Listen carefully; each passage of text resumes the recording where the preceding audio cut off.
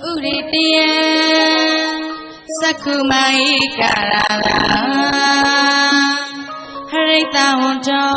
Patawi Babado Dantana Matami Harita Huna Patawi Babada Teresa Kura We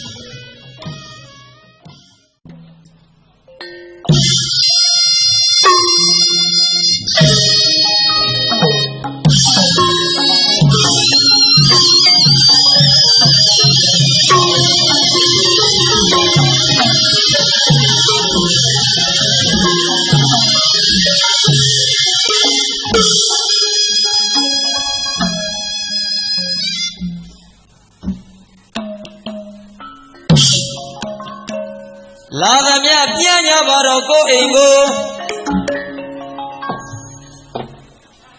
Yang Kaina She Kondo Babia, General Kono Mobo Baba Una do ye Kondo Kay Igedu Magaduna Dea Tal on Chanda Jubiri Dana, Huni and the Gando di Due, go beware. Go let on Chanda, go beware. Emadama, Tuya Gedo Sinyani Dai, Guna with the tap, Pijanwa. Todoya gonna send a corner good next song as I join in Yachi, Mamma, leave your Sui, tight it. Tamadi be Joe. I got such as a veranda topita. Be one that. Bajadia the Masaria, Suya, the Masaria, Shantubiama, Nima, Yojama, Waja, the leader. Todoya gonna send a corner good next song as I connect in Yama, Yamu Ichati Rosa. Nella Shira mi tapce de dogni when sign on the Ikalo. Kuzami Niagara Tadoya Kunasa Konakunik Solaza Koniani Mad Alulo Pioya Mada Guna with data the Vimbo. She and the father Seattle Piao Wa Shinyani Dao Guna with data the Bensin Chimpa. Sali, Bali Permania Sami Vedu, Sajada, Omnido Muba, the Chinagano Suyama. Tadana, the Mazaria, Bursito, Saka, Lura, Kayantos, Raina, Tedajim, Yamune, Onchanda, Chiva, Sia Duka, John, Sia Do, the Parana Santa, Malamati, Itaji, Emadama. Twig, Choke, the Mamma, the Masaria. Tadana does that Masaria Sura. Kizagane, Yolu Maya.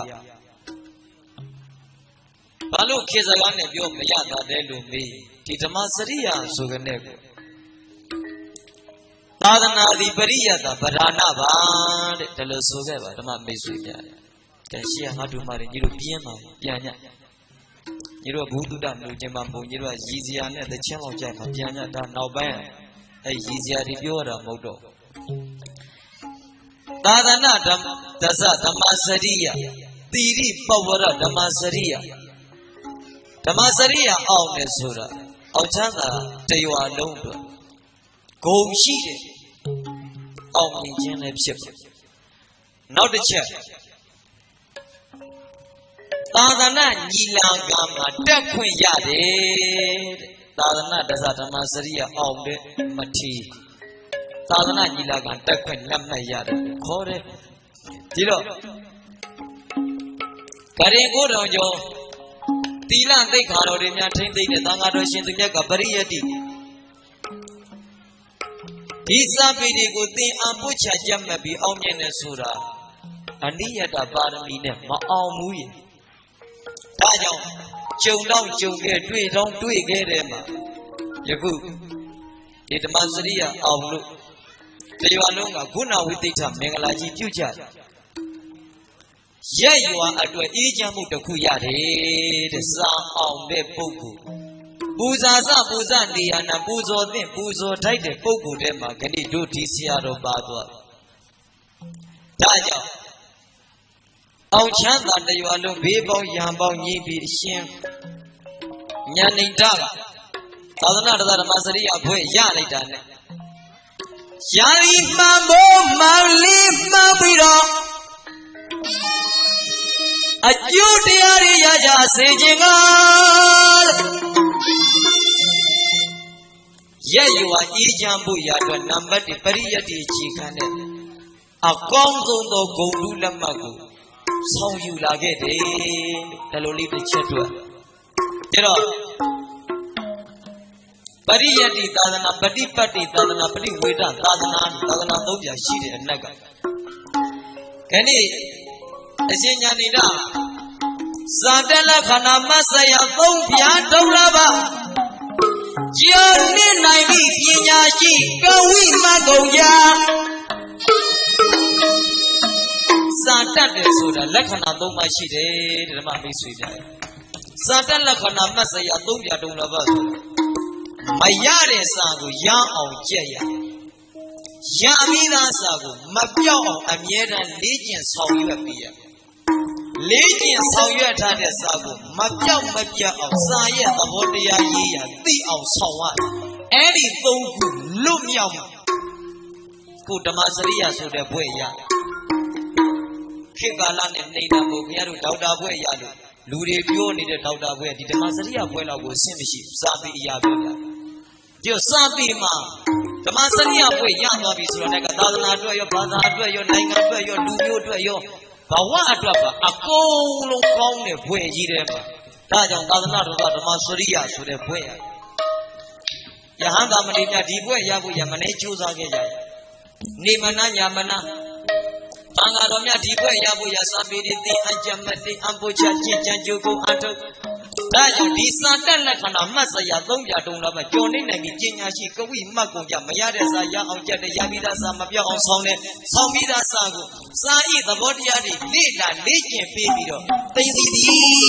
ဤသုံးခုလွတ်မြောက်မှသာလျင်ကျွမ်းကျင်သောပညာရှိကဝိမှတ်ကုန်ကြဒါကြောင့်ကောင်းပြီအရာတင်လိုက်တယ်ဒါကြောင့်စာတက်လက္ခဏာမှတ်စရာဟဲ့သုံးပြတုံးတော့ကျော်နေနိုင်ပြီးပညာရှိကဝိမှတ်ကုန်ကြလို့ရှိပညာရှိများဆိုခဲ့တဲ့သဘောတရားကိုခဏအောင်ချမ်းသာရွာမှာတည်င်းသုံးတော်မူသောအရှင်ညာဏိဒကခုနဝိသိဋ္ဌသဘင်မှာစီရင်ကျင့်ပါလို့ခဏမင်္ဂလာကိုရွှေတောင်းမင်းတို့တားပြစ်တဲ့တောင်းညီဝင်းတို့ဟာကိုအကြောင်းပြုပြီးတော့တိကျပုတ်ကြတယ်လို့မေးဝတ္ထုံတရားဥဒနာထာယကတနာသမစ္ဆံကုသလံဟောတိပါဗျာယရနာတော့မှကြီးညိုတဲ့တရားစိတ်နဲ့တပည့်တော်တို့သိုးခွင့်တီးခွင့်ပြောခွင့်ပြုတော်မူပါဗျာဒါကြောင့်ခဏညကိုတော်မင်းတို့နောက်ပိုင်းမှာစောင့်ဆိုင်တဲ့မိဘများကကျွန်တော်ကိုရွှေပြိုင်းတို့ကအဲ့ခါမှာပါလို့လေးလေးစားစားနဲ့ပြောကြရင်ရှင်းနိုင်လို့ရှိရမီးတွေပိတ်ရင်ကောင်းမှရှိပြိတ်တဲ့ဘာမြင်ရတော့ကျွန်တော်ကမီးနဲ့လုပ်ခဲ့တဲ့လူမို့တော့ဆိုးနော်ဟဲ့လေမီးတွေဒီမီးပြူတွေဖြစ်ပိတ်စားပြိတ်တယ်မမြင်ရဟောပြိတ်တဲ့ကလည်းဘုန်းကြီးလူတွေနှမ်းကျဲတဲ့လောက်ရှိတော့တယ်မှတ်ပါပါကဲကြည့်တော့နောက်ပိုင်းဆောင်ဆိုင်တဲ့မိဘများရလာသမျှအတုတ္တကာရဝအယုတိပြုဖို့ရချိန်ကြပြီကဲကျွန်တော်တို့ရဲ့ကျေးဇူးရှင်ပေါ့ဆရာတော်ဦးနန္တိရလည်းအမြဲတမ်းဥထိပ်ပါစင်သားကိုရှိပဲကြီးတယောက်ယောက်ကြိုးစားပြီးလာခဲ့ပါတယ်ကိုယ့်ရဲ့ဒုက္ခတော့မပြောတော့ဘူးလို့နေတာအာနာလို့တော့ပြောခဲ့ပါဦးမယ် နှုတ်ကတိကျွံသွားတော့ကိုစီတိုင်းကြီးမရောက်အောင်လာခဲ့တပည့်တော်က6ရက်နေ့ကအင်းတော်ကချင်ပြည်နယ်အင်းတော်နောင်မိုးဆိုတဲ့ရွာဘိသိက်9ရက်နေ့ညနေ4 နာရီကနေကားနဲ့ထွက်သွားည7 နာရီမဲစာတောက်ကျွန်တော်ကစီးတဲ့ကားနဲ့ကားချင်းဝင်ချိတ်နောက်ပိုင်းအကုန်ရှုပ်တိမ်သွားဒါနဲ့တောင်ပေါ်ဆိုတော့လည်းဘဲမှလည်းဖုံးဆက်လို့လက်မရဘာမှလည်းလှုပ်ပြီးကန်သူ့ဟာသူကမောင်းတော့ဆိုပြီးကိုကန်းကိုပြန်ပြီးတော့အင်းတော်ရောက်အောင်မောင်းပြီးဒါပါတော့မနဲ့ကြတော့အဲ့ဒီမှာဘိသိက်ပါမြောက်ပြီးချင်းခဏကပြန်လာကားပြီးလို့ဆိုပြီးပြင်းတာကားမပြီးနောက်ပိုင်းလေးလည်းဖြောင်းပြီးတော့မောင်းလည်းထွက်ရောရှေ့ပန်ငါကပြက်ပြီးတော့ဂတ်စကတ်ပြက်ရောဗျာပင်ညုံဝိုင်းနေကြီးရောက်တော့ကားမောင်းနေရတော့6 နာရီထိုးပြီးကျုပ်မျက်စိသက်နဲ့နားလည်းဖြစ်ဒါနဲ့ကျွန်တော်ညီစီကိုစမ်းပြီးတော့ညီလေးလိုငါကားပေးသားလို့မင်းအဖေမှာတော့ကျွန်တော်စက်မှုမယ်တဲ့ဟာစက်မှုတွေမလို့နောက်ကွာလာခုလာပေးလဲဆိုပြီးကားလာဖို့9 နာရီထိုးမှကားရောက်တာ9 နာရီထွက်လာဒီမှာ9 နာရီခွဲရောက်လာဂိုင်းနှုတ်ကတိလွန်ထားတော့ကိုရှိတဲ့ကဘလူနီးနဲ့ဖြစ်ဖြစ်ရောက်အောင်လာဒါမဲ့လို့ဘုံဘုံနဲ့လျှော့ပါတခါဘုန်းကြီးတပည့်တော်ကိုလာမေးတဲ့ကတပည့်တော်မနှက်ပါတာဝန်ယူပါတယ်ဗျာလို့မနှက်လည်းကုဏဝိနိဒာပင်္ဂလာမှာတပည့်တော်ကိုလည်းယေရုတိနဲ့ဆိုးပေးပါမယ်ဗျာပူဇော်ပေးပါမယ်ဗျာလို့ဒါလိုလျှောက်ခဲ့တယ်ဒါမဲ့လို့တပည့်တော်ခုတော့အဲ့ဒီကတိတော့ပြတ်သွားပြီလို့ညာတွင်းချင်းကျွန်တော်ပြန်မှာနတ်ပြန်ကကြကျွန်တော်ယူလာတဲ့ကသူတို့ကနေပြည်တော်သွားနေပြည်တော်ဆိုင်ပွဲကူးမှာဆိုတော့မသွားမဖြစ်လေကဲအဲ့လိုဆိုတော့ငါညာတွင်းချင်းပြန်ခဲ့ပါမယ်ငါညာဆိုပြီးကားယူလာပြီးခုထွက်လာလို့ကိုရှိပဲနောက်ပိုင်းတော့2 နာရီကြော်ထိအောင်တော့အခန့်ပေးပါမယ်လို့ဘဟုတုတ္တလူချင်းနဲ့ပြိဿများအလုံးထိုင်ပါလို့ပြောချင်းကဲကိုတော်မင်းကလည်းရှိကပတ်စာစုံပြီးထင်ပါရဲ့ဒါကြောင့်ပတ်စာစုံမကရိုက်မှာဂုံပြီးလို့ရတိရိပတ်တောင်သောတောင်ဇနာတိရိပတ်တိတဲ့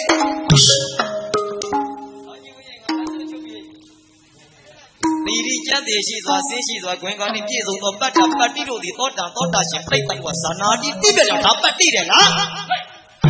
အဲ့လိုပတိကောင်းတို့ဂီတိမှာဓမ္မီကြောင့်နဲ့နာယီစစ်ဝါကီနဲ့ဆိုတာဂီတအရာသာဖို့ပိသစွာနောင်တတိအေးချမ်းရောက်ရွာပါကြီးအောင်ချမ်းသာမှာဂီတဆိုတဲ့အောင်နမိတ်တန်ပြေးလိုက်စမ်းမ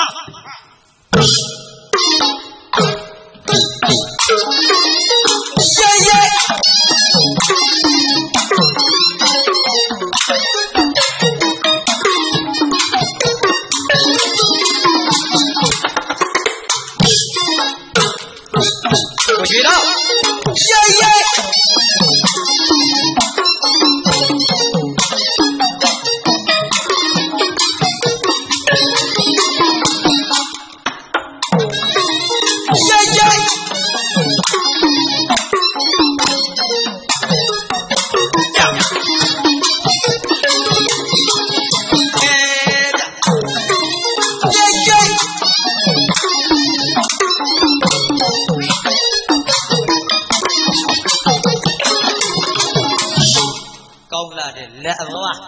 ပတ်တီကောင်းတော့စောင်းတန်ပေါက်တယ်နေချတော့တရောတန်ပေါက်တယ်ယခုလိုအကောင်းချမ်းတော့ဂနတိခုတ်ချပြီကိုရွှေတော့ဟောဒီအောင်ချမ်းသာရွာကိုခင်ဗျကြာနလေးပြီးဖို့ပြလိုက်စမ်းမက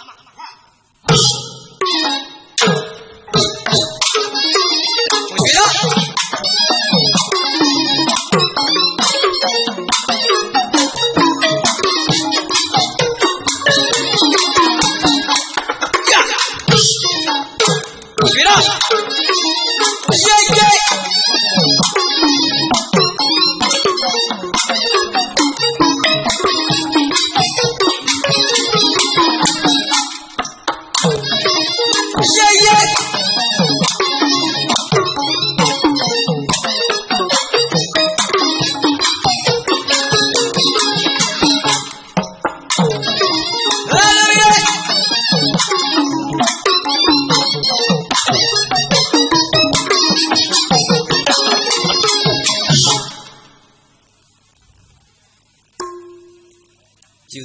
ကုသလတရတရားတိုးပွားကြမှာပဲပြု Kusanya Kutala Radia Lobo Yatabe Yakupis of Pansula Loka Kokoma Amayada Mukujira Tabo Council of Yansai Samao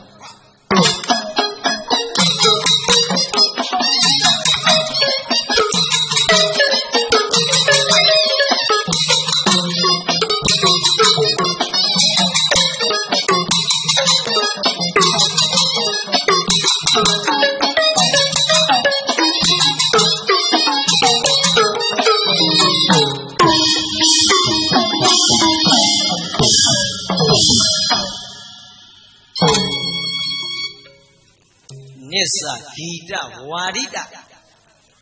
Nisa Gita Warida Warida so the breed the demo chin lupia Warida got demo chin piado Joko Viviana see no to a question Sagama Juaro Babu Barida Paru Majuano William Why Kanya Lizardina Chota Zaga Papiapan like them my way Bassa Shop Yamasoma Patigo Tajo Patigo a joke gave me that Tajo a pound the tea na Yao Yamukushira Vida a bottle was not some old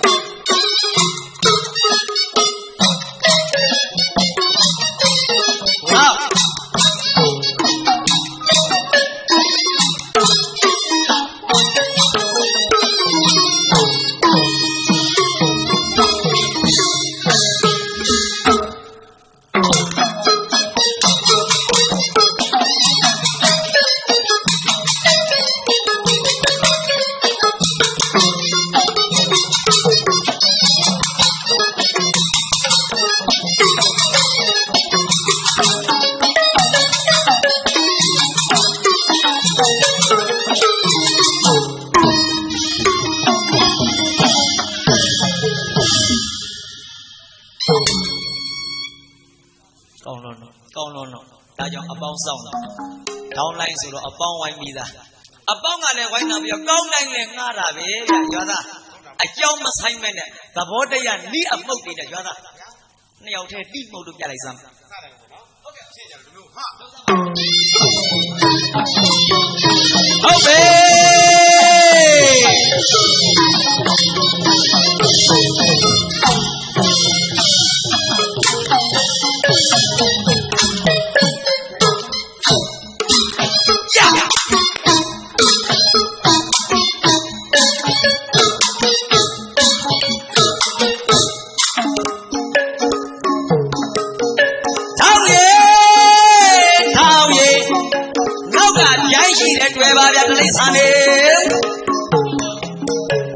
Đâu chạy nhá à bao mày đi làm mà bây đâu bà đi gầu nó sao đâu lại ra của đối anh ta chỉ luôn mà bia xí để đâu mà quên hả ya ta đi bao giờ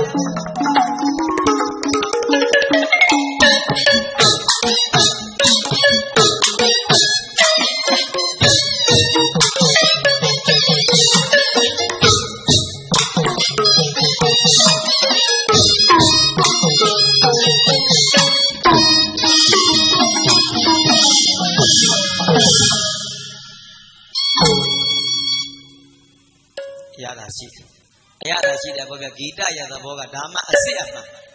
Yigo mapchao keko mabe sanem majolwa. Ela hila ama. Gita ya the boga gozo go yizi de yidu go out. ပြင်းသူကိုပြောသေးတယ်ပြောသူကိုငြိမ်အောင်လုပ်တတ်တာဖန်တီးတတ်တာဒါဂီတရဲ့သဘာဝပါဒါကြောင့်ဂီတသဘာဝဟာညီညစွာအသွားတက်မိမျိုးအသံသာသာပြပြီကိုရှိတော့ညံစာသာနဲ့ဒီနေရာထံပါပါလေးကစားပြလိုက်စမ်းလုပ်လိုက်ပါနော်လုပ်စမ်းပါ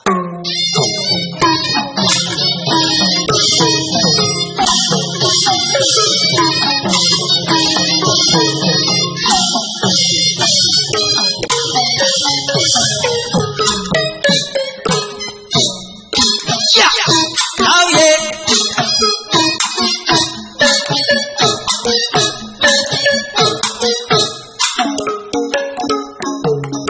လာပြန်ပြီလေကိုရွှေတော်ရဲ့ပြုံးပြုံးကလေးနဲ့တွေ့ပါပြီဗျာဟောဟဲ့ပတ်ပြီးတော့စောက်အဲ့ရခဲ့စီပြီဗျာ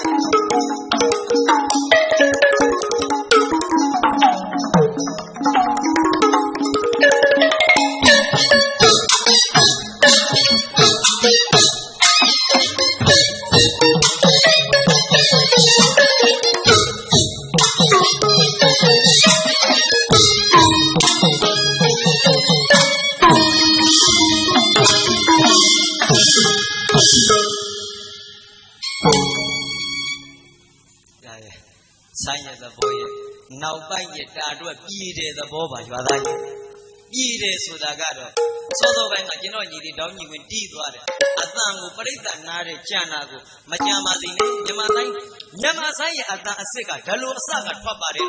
မန်းအရာဟန်းအရာဝင့်ပြစရာစကားမပါပါဘူးဒါကြောင့်မင်းလက်ပါတဲ့ဟတ်ထင်တဲ့ပြားနဲ့ရက်ရွာကိုပတ်ပရိဒါဆိုတာပြန်ဖွင့်ပြလိုက်စမ်း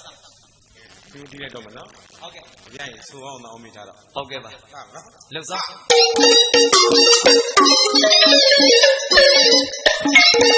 ဘလာမေ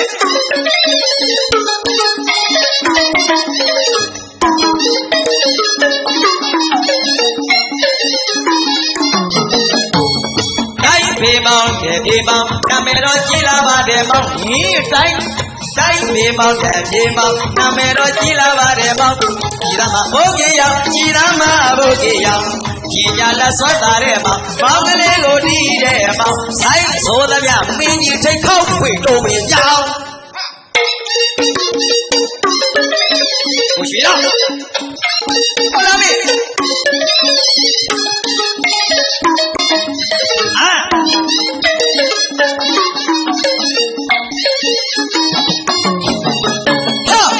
ပြေပေါင်းပြေပေါင်းနာမည်တော်ကြီးလာပါတယ်မောင်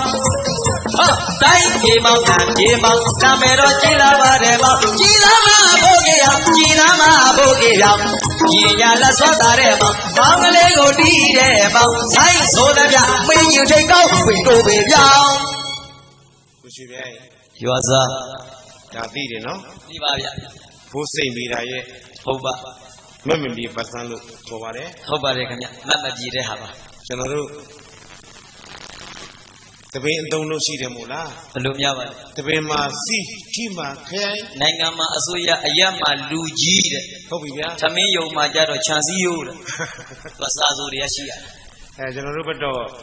ပါတယ်ရင်းဟုတ်ပါအဲ့ဒါတပင်းမှာစီးတယ်တပင်းမှာစီးမကောင်းရင်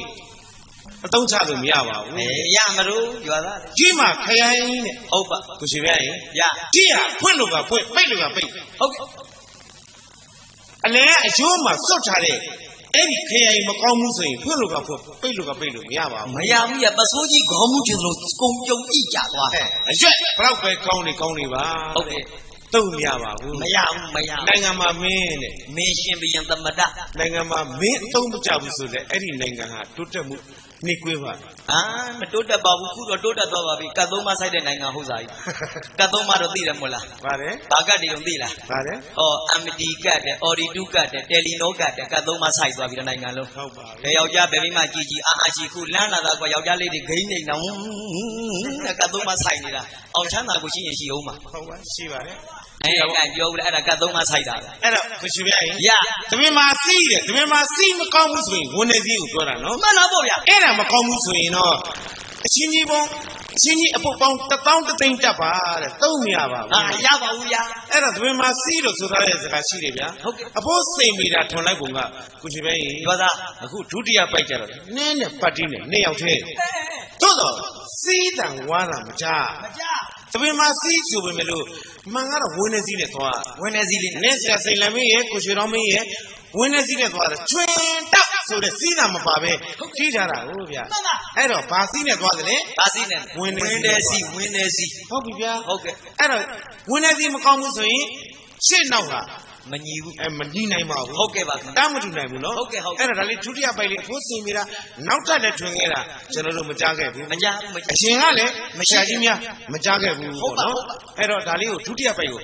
ကျွန်တော်နဲ့နဲ့ဆရာစိန်လမင်းနဲ့နဲ့တက်ပတ်တာတိကြည့်မယ်နော် လှုပ်စားပါဗျာ မှတ်မပြီတဲ့အဖိုးစိန်မိတာတိလိုက်တဲ့တိတဲ့လက်တန်ဟာပြိတ္တကကျင်납သွားပြီးအားရသွားပြီးဆိုတာမရှိပါဘူးတဲ့ ဟုတ်ပါ အချိန်မီဝေးကိုသူ့ရဲ့ပတ်တန်သူ့ရဲ့ဆိုင်းတန်ကိုမတ်မပြေအောင်နားဆင်နေပါတယ်တဲ့ အော် ဒီတော့ကိုပိုက်တော့ဖိုးစိန်ပြီးတာမတ်မပြေပတ်စမ်းဆိုပြီးတော့တိကွက်တန်တန်ကိုတက်တက်ဆက်ထွန်းလိုက်တယ်နော် ဟုတ်ကဲ့ အဲ့တော့ဒုတိယပဲလေးတို့သွားကြည့်အောင် လှုပ်စား ကိုလာမင်းဟာ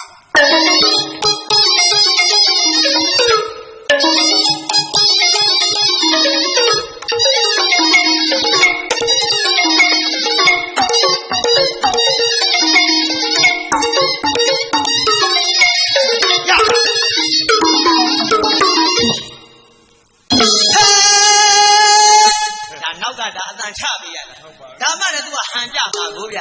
အမှန်ပြလိုက်တာကလည်းနှစ်ယောက်ကနှစ်ကိုတစ်စိတ် ဟုတ်သားပဲ နှစ်ယောက်ပေါင်းမှတစ်စိတ်ဆိုတာကပတ်တိနဲ့အကတ်ထသဘောနဲ့တွက်လိုက်တာခုနကဆရာပြောသလိုသူ့ဝင်းထဲမှာဓာတ်ခံစီပါတယ်ကိုဝင်းထဲမှာဓာတ်ခံစီပါတယ်ဓာတ်ခံစီကြီးညီမဒီပတ်လုံးနဲ့ဒီတိကွက်ရသဘောကရက်တာမြောက်တာ ဟုတ်တယ်နော် မှတ်လောက်အောင်လို့ဆရာကျွန်တော်တစ်ခေါက်တော့ထပ်ကောက်ပြသားမှာ ထားခွက်လိုက်မယ်နော် ကြိုက်လုံး ရှေ့မကြုံနေရဘူးနော် ဟုတ်ကဲ့ပါစိတ်ချနော်အမေဟုတ်ပါ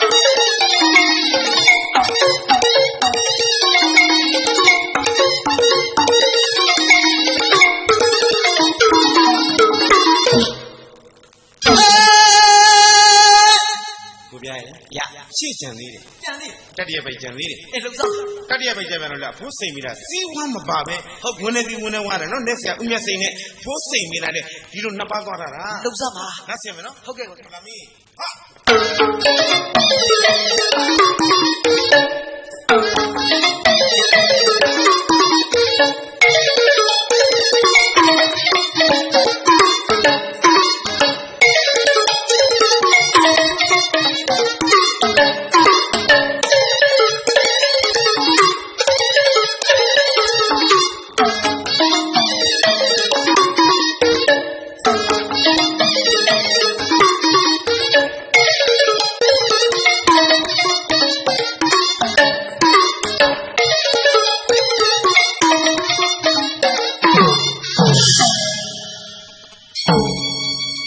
ကောင်းလိုက်တာရွာသားကြီးဒါမျိုးမကြားတာကိုကြားပြီ ဟုတ်ပါပြီနဲ့ဆရာရှေ့ကြုံသွားသလား ဟုတ်ကဲ့ပါနှစ်ဆရာလည်းရှိမကြုံဘူး မကြုံဘူးနော် ဟုတ်ကဲ့ ဒါဖြင့်ကျွန်တော်ကရှေ့ကြုံသွားသ အ လား ဆရာလည်းမကြုံဘူး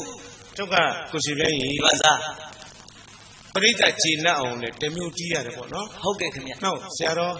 ခုနတရားပေါ့ဗျာ ဦးနန္ဒီကဆရာတော်ဖျားကတော့ကျင်နာပြီးသားပါ ငါကလည်းကျင်းတ်လို့ဒီအတွက်ခေါ်တယ်လေဆရာတော်ခေါ်လိုက်ရင်တလိ္ဆာနေကြီးတယ်အဲဆန်းကဘယ်ဘဝကကြိုးပေးမှလည်းမသိဘူး ဟောချစ်မြတ်လို့တာကို ။အိုးချစ်မှချစ် तू ကလည်းကြိုက်လိုက်ပြီဆိုတလိ္ဆာနေမှကြိုက်တာခေါင်းကြိုက်တယ်စွန်ကြိုက်တယ်ဗျိုင်းကြိုက်တယ် ဟုတ်ပါလေ ။နောက်လာလေဦးမယ်လရာကြီးလာလေဦးမယ် အဲ့ဒါကိုရှိပြင်း ။ရ ဒါကတတိယပိုင်နော် ဟုတ်ကဲ့ခင်ဗျတတိယပဲရောက်သွားပြီ တတိယမှာ ။အလုစမှာမလီဒါဒီစောက်နေတာသူတို့ပြန်ကုန်မမြန်ဘူးညနေကထမင်းစားပြီးနဲ့ဒါစောက်နေတာ ဟုတ်ပါပြီ ။ဟုတ်ကဲ့ အဲ့ဒါကိုရှိပြင်း ရ တနည်းအားဖြင့်လေမမြတ်လည်းကြည်နပ်အောင်ပြီးပြ လာပေါ့ဗျာ ဘာကြောင့်ကြည်နပ်ဒီမလားဟာငါကိုဟိုပွဲတော့လည်းဒါတွေတီးတာပါပဲဒီပွဲနဲ့ဒါတွေတီးရပါပဲဒီလိုမဖြစ်ရအောင် မဖြစ်အောင်မဖြစ်အောင် နော်အေးကိုလိုက်စားတာဒါလေးတော့ရှိတယ်ဆိုတဲ့အကြောင်းကိုပြိတ္တကိုလည်းတစ်မျိုးကကျေးဇူးဆ ပြိဿကိုကြောက်လေကိုမှတက်တဲ့ပညာနဲ့ဒီညကျေးဇူးဆက်ရတာလေသလားတော့မမေးနဲ့ကံတော်ဝကွေဒီခွန်းတော့ကျေးဇူးကတစ်မျိုးပြန်ပြောင်းပြီးရတာဒါကြောင့်အဖို့တောင်အဟောင်းမပါပါဘူးခင်ဗျာအတိတ်တစ်မျိုးပြန်စားပြီကိုတော့ရှေ့ကနေဒီစနေတစ်မျိုးတွေပြန်ပြလိုက်စမ်း တ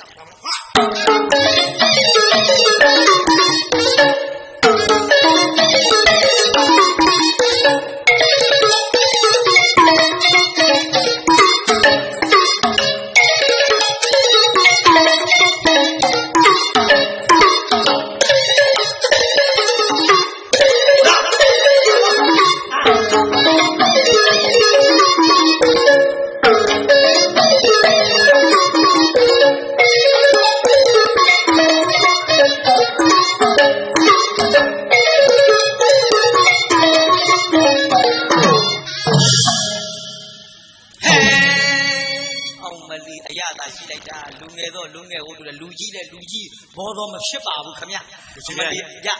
ဒါကဘာပတ်စမ်းလဲဒါကမမဒီပတ်စမ်းကရှိကြတော့ပတ်စမ်းရအောင်လို့မလီပတ်ကတော့ကျတော့ညာတိုင်းစားနေကြပါဗျာ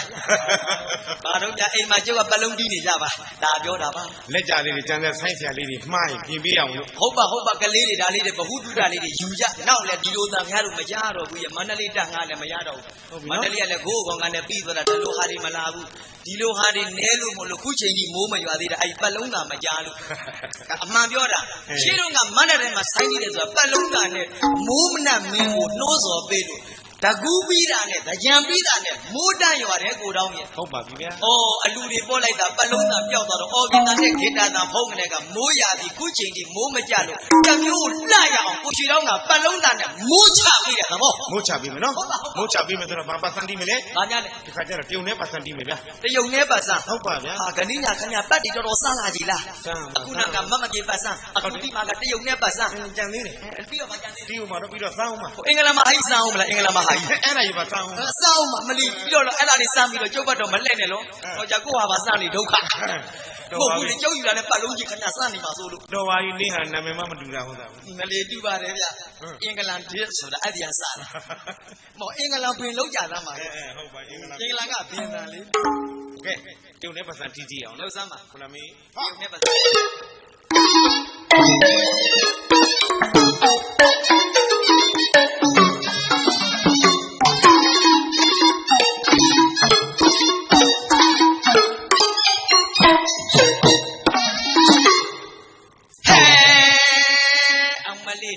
ပတ်တီးကတော့ညီလိုက်ပုံတော့ရောက်တော့လို့ပါမြဲချုပ်လင်သွားတော့မရပါရားမဟာရအောင်ကိုတော့ဗျာအသွားအလာလေးပြန်ပြလိုက်စမ်းမစအောင်ဗျာဟုတ်ကဲ့ကိုတော့ကိုလာမေ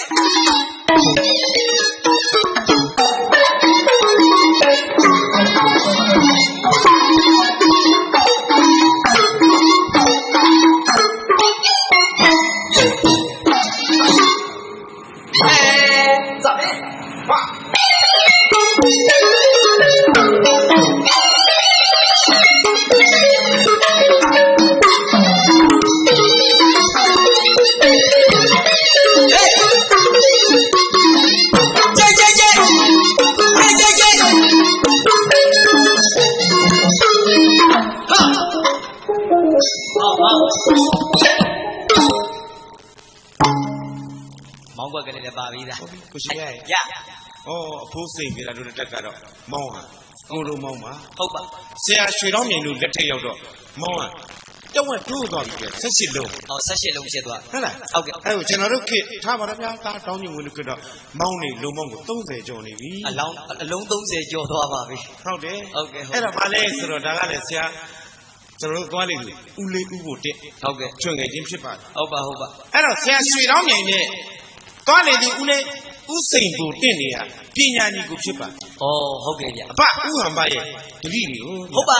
အဲ့တော့အကိုကြီးကိုစိန်ပေါ်တီးကနေပြီးတော့အကိုဆရာရွှေတော်မြင်ကိုဟုတ်ကဲ့အဲ့မန္တလေးအထက်မြန်မာနိုင်ငံတော့ဆိုင်းလို့ဒီပါကျွန်တော်တို့တိုင်းတစ်ပါးလာတဲ့ဒုရိယာတွေနဲ့ရှင်ပြိုင်တီးနိုင်အောင်ကျွန်တော်တို့စူးစမ်းအထုတ်မယ်ဆိုတော့ကိုရှင်ပြိုင်ကြီးခုလိုဂျားတာနေနော်ဖလက်တန်နေရှက်တန်နေ12ကီးပေါ့ဟုတ်ကဲ့အဲ့ဒါတွေပြည့်စုံအောင်ဆိုပြီးတော့ဆရာကြီးဥဖို့တင်းကနေပြီးတော့အကိုကြီးကိုစီမိုးတင်းကနေထွန်လိုက်တယ်ဟုတ်ကဲ့ထွန်လိုက်တဲ့အချိန်ကကျတော့အစစီးလာတော့ပညာရှိကြီးများကအကိုဆရာကြီးများပေါ့လေဟာဘိုတင်းဘယ်လိုများလုပ်ကြပါလိမ့်မယ်ဆိုင်းနိုင်တယ်ဖြက်စီးပြနေတယ်ဒီလိုပဲဟုတ်ကဲ့ကဲ့ရဲ့တင်းဆိုကြတယ်ပေါ့ဟုတ်တာပေါ့ဗျာဟုတ်လားဒီနေ့ခေတ်ကြတော့ကိုရှင်ပြန်ရဲ့တော်နေတဲ့ဆိုင်ရောမြို့နေတဲ့ဆိုင်ရောအဲ့ဒီအတန်တွေအကုန်လုံးတီးကိုရပြီဒီအတန်တွေမပိုင်မဖြစ်တဲ့လောက်ကိုရောက်သွားပြီဗျဒါဘယ်သူထွန်းခဲ့တယ်လဲဆိုတော့ကျေးဇူးတင်စရာကောင်းတာကအစတော့သူ့ကိုကဲ့ရဲ့ခံရတယ်နော်ဟုတ်ကဲ့ခင်ဗျဘယ်သူလဲဆိုတော့ကွာလေသူဦးလေးဦးစိန်ကိုတင်ဖြစ်ပါဆရာဦးစိန်ကိုတင်ဒါမောင်းကလေးပေးတာနော်ဟုတ်ပါအဖိုးစိန်ပေးတာလို့လက်ထက်ကတော့စိန်နေကြီးတို့စိန်မောင်ကိုကြီးတို့စိန်ကျော်တင်တို့ဒီဆရာကြီးကျော်တင်တို့စိန်ငရိုးတို့ဟုတ်ပြီနော်ဟုတ်ပါဒီဆရာကြီးဖြစ်မှာပါပဲမှန်ပါအခုကျွန်တော်ဆိုင်းတော်မောင်းဆရာဟုတ်ကဲ့ထားပါတော့တာဝန်ယူပြီးတော့တီးသွားတယ်ဟုတ်ကဲ့ဒီပိုင်လေးကိုပြန်တီးဦးမယ်နော်လောက်စားမှာအဲ့ဒါတွေကြိုက်လို့ကိုကမပြန်ဘူးစောင့်နေတာဟုတ်ပါပြီသူတို့ကလည်းအလင်းကိုအိတ်တော့မဟုတ်လေကန်တော့ဟာတွေအိတ်စရာမရှိဘူးရလို့တို့လည်းတီးရမှာဟုတ်ကဲ့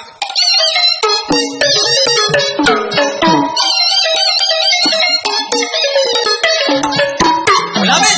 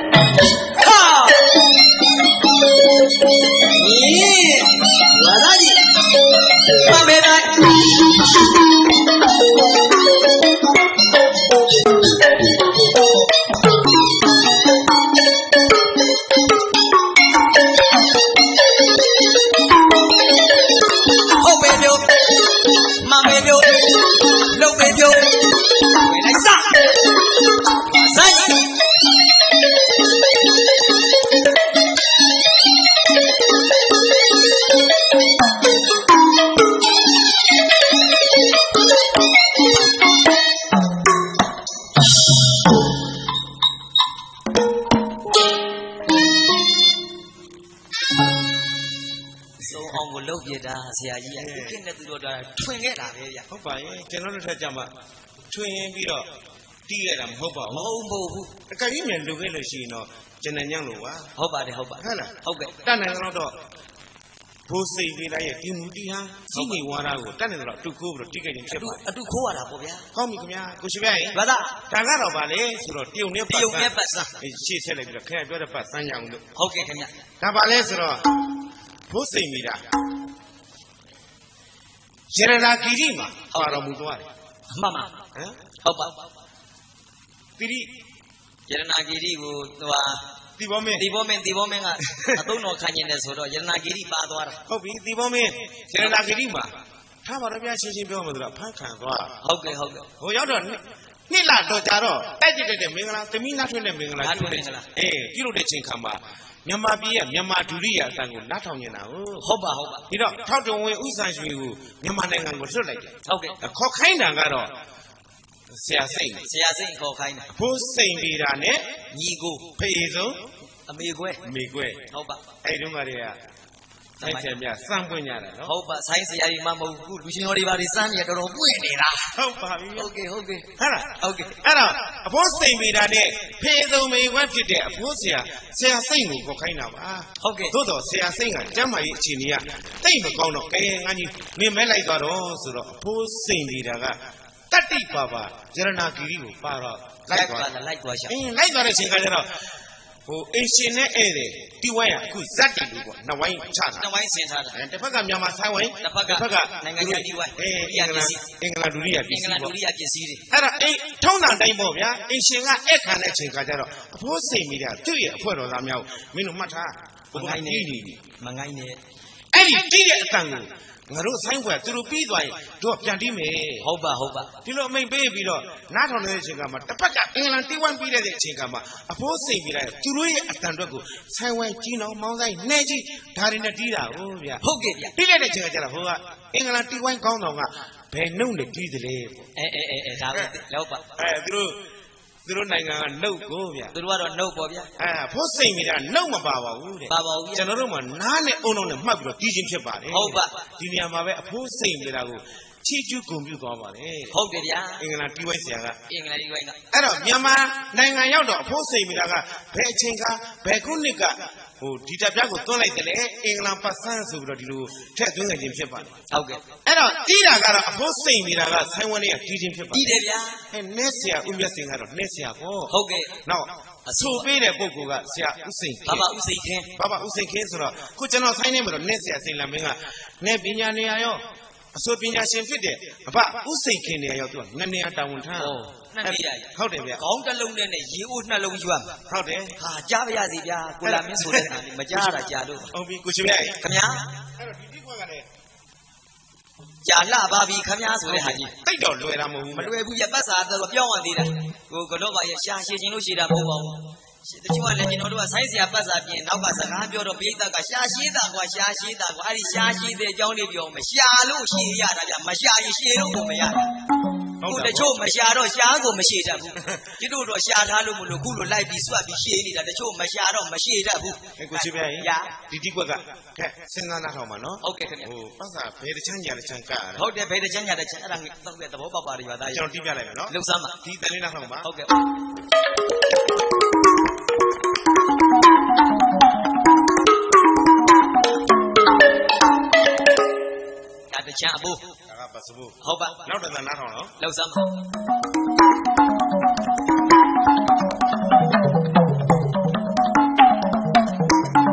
ါဟုတ်ပဲငါဘောပါဆရာရဲ့နားရောက်ရမို့ပြိတ္တကြီးကိုသွားကောင်းနှံတော့မယ်လားတစ်ဖက်ကငါးပေါက်တစ်ဖက်ကအပူ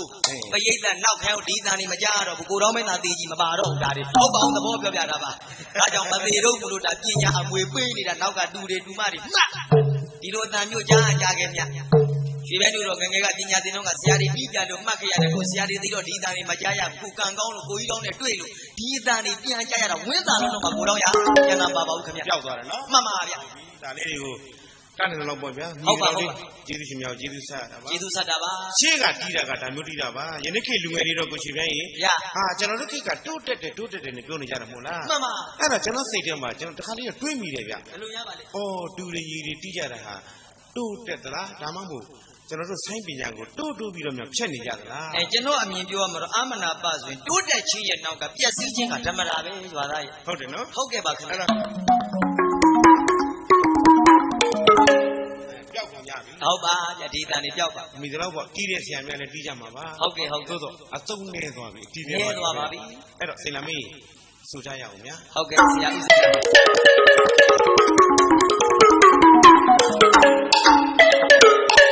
ဒီဘောင်ခဏလေးမစိုးခင်ကျုပ်ခင်ဗျာမျက်နှာကြည့်ခြင်းလို့နာမည်နဲ့လူနဲ့မလိုက်လို့ကြည်တာပါနာမည်ကလှမဲနဲ့လူကြည့်တော့တင်စလေးပြီးနွားနေထားတဲ့အတိုင်းပဲ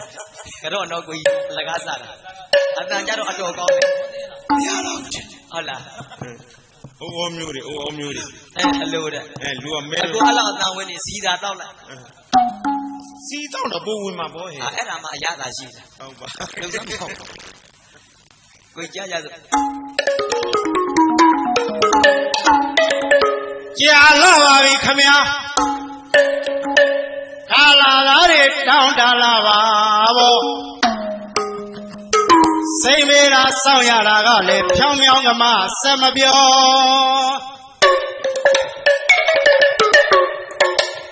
ဘယ်လိုတီးခွင်ဟာဘယ်လိုဆမ်းမလဲရဲ့လို့